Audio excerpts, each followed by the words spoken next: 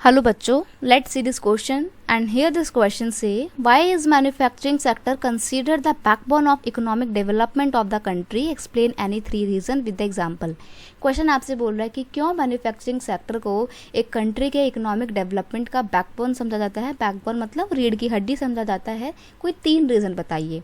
इस क्वेश्चन को कुछ इस तरीके से पूछा जा सकता है. Describe the importance of manufacturing industries as a backbone of economic development of country.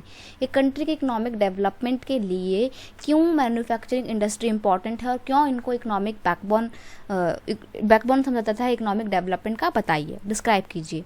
तो बेसिकली हम यहाँ पे मैन्युफैक्चरिंग इंडस्ट्री की इंपॉर्टेंस की बात करेंगे. क्वेश्चन का की कॉन्सेप्ट है इंपॉर्टेंस ऑफ मैन्युफैक्चरिंग इंडस्ट्री.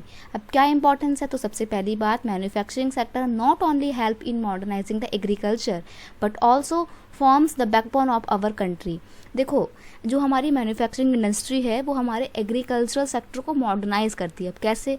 देखो, आप खेती बाड़ी करते हो, एग्रीकल्चर में आप मॉडर्न टेक्निक्स का इस्तेमाल करते हो, मॉडर्न टूल्स का इस्तेमाल करते हो. ट्यूबवेल जैसे हो गया या इरिगेशन की टेक्निक हो गई, ट्रैक्टर हो गया, ये सब कहाँ बनते हैं? मैन्युफैक्चरिंग यूनिट्स में तो बनते हैं, इंडस्ट्रीज़ में तो बनते हैं. तो इंडस्ट्री ने एक तरीके से एग्रीकल्चर को मॉडर्नाइज करने में मदद की है और हमारी कंट्री के इकोनॉमिक डेवलपमेंट में एक बैकबोन का जो है अपने आप को बैकबोन प्रूफ किया है.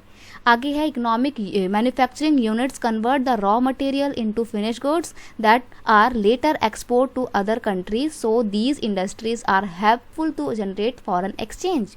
यानी कि ये मैन्युफैक्चरिंग यूनिट्स जो होती हैं ये रॉ मटेरियल को एक फिनिश गुड्स में कन्वर्ट कर देती हैं और फिर आगे जाके वही फिनिश गुड्स आप बाहर के देशों को बेचते हो. बाहर की कंट्रीज़ में जब हम अपना फाइनल गुड्स को बेचते हैं तो पैसा भी ज़्यादा मिलता है, हमारे को इकोनॉमिक प्रॉस्पेरिटी आती है. दूसरी बात, जब हम अपने देश का सामान बाहर बेच रहे हैं तो बाहर के देशों की पैसा मिलेगा ना, हमारे को विदेशी मुद्रा मिलेगी जिसको हम फॉरेन एक्सचेंज बोलते हैं. तो इस तरीके से मैन्युफैक्चरिंग यूनिट कंट्री को प्रॉस्पेरस बनाने में मदद करती हैं. आगे है industrial development is precondition for the eradication of unemployment and poverty from our country.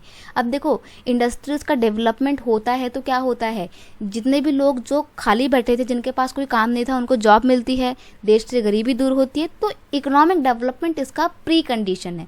इसलिए हम कहते हैं कि कंट्री के विकास में या कंट्री के इकोनॉमिक डेवलपमेंट में मैन्युफैक्चरिंग यूनिट्स का बहुत इंपॉर्टेंस है या इंपॉर्टेंट रोल है और वो बैकबोन का रोल प्ले करती है. I hope you understand it well. Best of luck.